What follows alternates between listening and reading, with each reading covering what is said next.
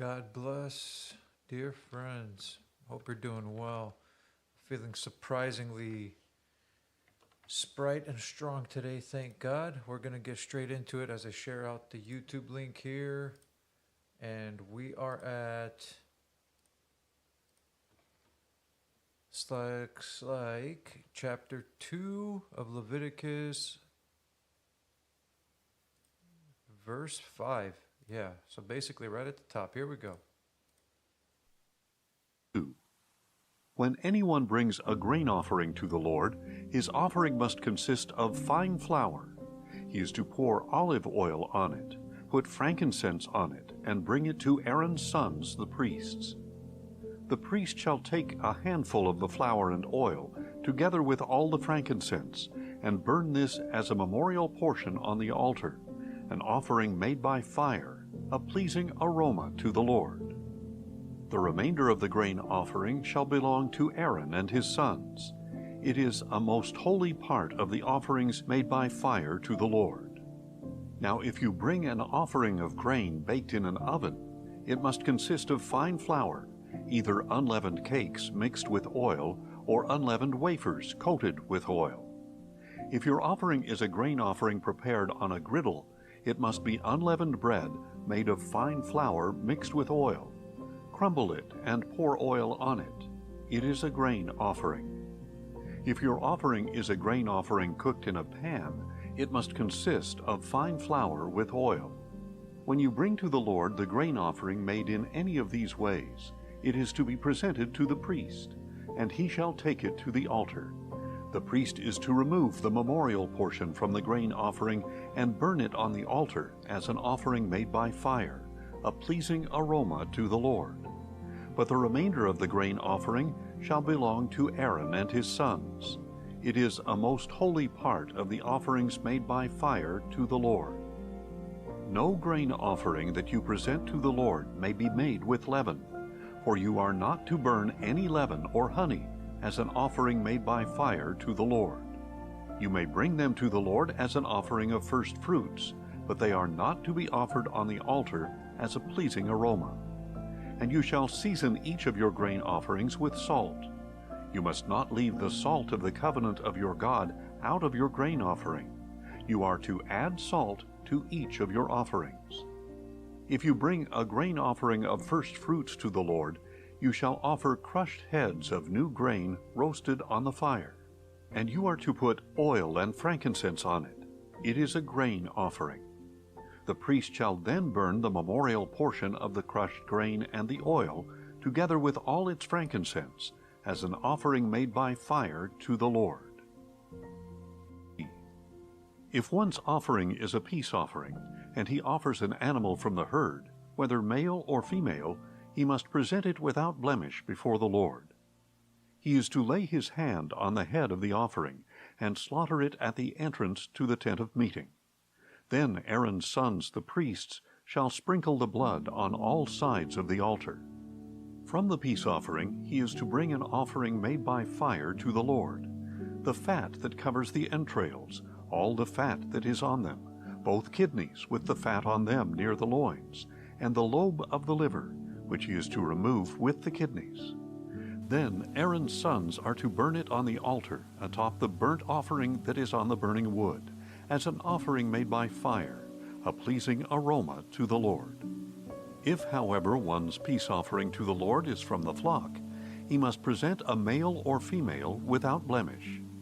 If he is presenting a lamb for his offering, he must present it before the Lord. He is to lay his hand on the head of his offering and slaughter it in front of the tent of meeting. Then Aaron's sons shall sprinkle its blood on all sides of the altar. And from the peace offering he shall bring an offering made by fire to the Lord, consisting of its fat, the entire fat tail cut off close to the backbone, the fat that covers the entrails, all the fat that is on them, both kidneys with the fat on them near the loins, and the lobe of the liver, which he is to remove with the kidneys. Then the priest is to burn them on the altar as food, an offering made by fire to the Lord. If one's offering is a goat, he is to present it before the Lord. He must lay his hand on its head and slaughter it in front of the tent of meeting. Then Aaron's sons shall sprinkle its blood on all sides of the altar. And from his offering he shall present an offering made by fire to the Lord, the fat that covers the entrails, all the fat that is on them, both kidneys with the fat on them near the loins, and the lobe of the liver, which he is to remove with the kidneys. Then the priest is to burn the food on the altar as an offering made by fire, a pleasing aroma. All the fat is the Lord's. This is a permanent statute for the generations to come wherever you live. You must not eat any fat or any blood. Then the Lord said to Moses, "Tell the Israelites to do as follows with one who sins unintentionally against any of the Lord's commandments and does what is forbidden by them. If the anointed priest sins, bringing guilt on the people, he must bring to the Lord a young bull without blemish as a sin offering for the sin he has committed. He must bring the bull to the entrance to the tent of meeting before the Lord, lay his hand on the bull's head, and slaughter it before the Lord. Then the anointed priest shall take some of the bull's blood and bring it into the tent of meeting. The priest is to dip his finger in the blood and sprinkle some of it 7 times before the Lord in front of the veil of the sanctuary. The priest must then put some of the blood on the horns of the altar of fragrant incense that is before the Lord in the tent of meeting. And he is to pour out the rest of the bull's blood at the base of the altar of burnt offering at the entrance to the tent of meeting. Then he shall remove all the fat from the bull of the sin offering, the fat that covers the entrails, all the fat that is on them, both kidneys with the fat on them near the loins, and the lobe of the liver, which he is to remove with the kidneys, just as the fat is removed from the ox of the peace offering. Then the priest shall burn them on the altar of burnt offering.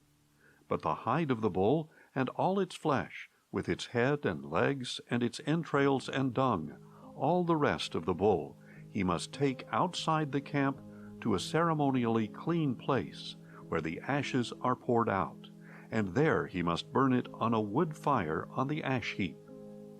Now if the whole congregation of Israel strays unintentionally, and the matter escapes the notice of the assembly, so that they violate any of the Lord's commandments and incur guilt by doing what is forbidden, when they become aware of the sin they have committed, then the assembly must bring a young bull as a sin offering and present it before the tent of meeting. The elders of the congregation are to lay their hands on the bull's head before the Lord, and it shall be slaughtered before the Lord. Then the anointed priest is to bring some of the bull's blood into the tent of meeting, and he is to dip his finger in the blood and sprinkle it 7 times before the Lord in front of the veil. He is also to put some of the blood on the horns of the altar that is before the Lord in the tent of meeting, and he must pour out the rest of the blood at the base of the altar of burnt offering, at the entrance to the tent of meeting. And he is to remove all the fat from it, and burn it on the altar. He shall offer this bull just as he did the bull for the sin offering. In this way the priest will make atonement on their behalf, and they will be forgiven. Then he is to take the bull outside the camp and burn it, just as he burned the first bull. It is the sin offering for the assembly. When a leader sins unintentionally and does what is prohibited by any of the commandments of the Lord his God, he incurs guilt. When he becomes aware of the sin he has committed, he must bring an unblemished male goat as his offering. He is to lay his hand on the head of the goat and slaughter it at the place where the burnt offering is slaughtered before the Lord. It is a sin offering. Then the priest is to take some of the blood of the sin offering with his finger, put it on the horns of the altar of burnt offering, and pour out the rest of the blood at the base of the altar. He must burn all its fat on the altar, like the fat of the peace offerings. Thus the priest will make atonement for that man's sin, and he will be forgiven. And if one of the common people sins unintentionally and does what is prohibited by any of the Lord's commandments, he incurs guilt. When he becomes aware of the sin he has committed, he must bring an unblemished female goat as his offering for that sin. He is to lay his hand on the head of the sin offering and slaughter it at the place of the burnt offering. Then the priest is to take some of its blood with his finger, put it on the horns of the altar of burnt offering, and pour out the rest of the blood at the base of the altar. Then he is to remove all the fat, just as it is removed from the peace offering, and the priest is to burn it on the altar as a pleasing aroma to the Lord. In this way the priest will make atonement for him, and he will be forgiven. If, however, he brings a lamb as a sin offering, he must bring an unblemished female, and he is to lay his hand on the head of the sin offering and slaughter it as a sin offering at the place where the burnt offering is slaughtered. Then the priest is to take some of the blood of the sin offering with his finger, put it on the horns of the altar of burnt offering, and pour out the rest of its blood at the base of the altar. And he shall remove all the fat, just as the fat of the lamb is removed from the peace offerings, and he shall burn it on the altar along with the offerings made by fire to the Lord. In this way the priest will make atonement for him for the sin he has committed, and he will be forgiven. 5. If someone sins by failing to testify when he hears a public charge about something he has witnessed, whether he has seen it or learned of it, he shall bear the iniquity. Or if a person touches anything unclean, whether the carcass of any unclean wild animal or livestock or crawling creature, even if he is unaware of it, he is unclean and guilty. Or if he touches human uncleanness, anything by which one becomes unclean, even if he is unaware of it, when he realizes it, he is guilty. Or if someone swears thoughtlessly with his lips to do anything, good or evil, in whatever matter a man may rashly pronounce an oath, even if he is unaware of it, when he realizes it, he is guilty in the matter. If someone incurs guilt in one of these ways, he must confess the sin he has committed, and he must bring his guilt offering to the Lord for the sin he has committed, a female lamb or goat from the flock as a sin offering, and the priest will make atonement for him concerning his sin. If, however, he cannot afford a lamb, he may bring to the Lord as restitution for his sin 2 turtle doves or 2 young pigeons, one as a sin offering and the other as a burnt offering. He is to bring them to the priest, who shall first present the one for the sin offering. He is to twist its head at the front of its neck without severing it. Then he is to sprinkle some of the blood of the sin offering on the side of the altar, while the rest of the blood is drained out at the base of the altar. It is a sin offering.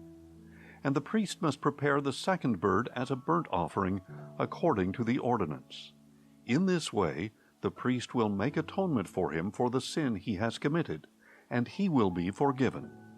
But if he cannot afford 2 turtle doves or 2 young pigeons, he may bring 1/10 of an ephah of fine flour as a sin offering. He must not put olive oil or frankincense on it, because it is a sin offering.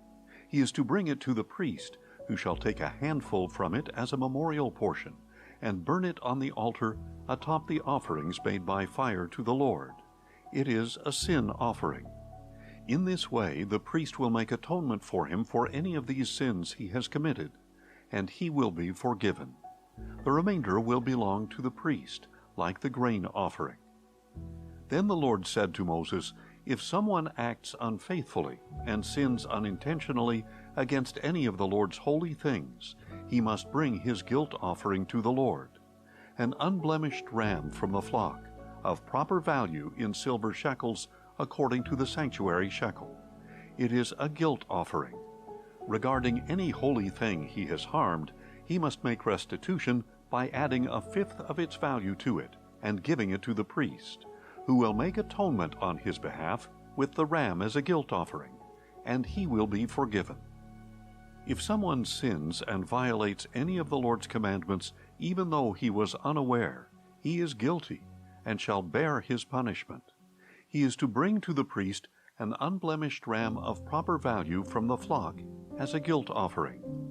Then the priest will make atonement on his behalf for the wrong he has committed in ignorance, and he will be forgiven.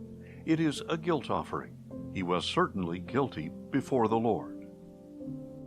And the Lord said to Moses, If someone sins and acts unfaithfully against the Lord by deceiving his neighbor in regard to a deposit or security entrusted to him or stolen, or if he extorts his neighbor or finds lost property and lies about it and swears falsely, or if he commits any such sin that a man might commit, once he has sinned and becomes guilty, he must return what he has stolen or taken by extortion, or the deposit entrusted to him, or the lost property he found.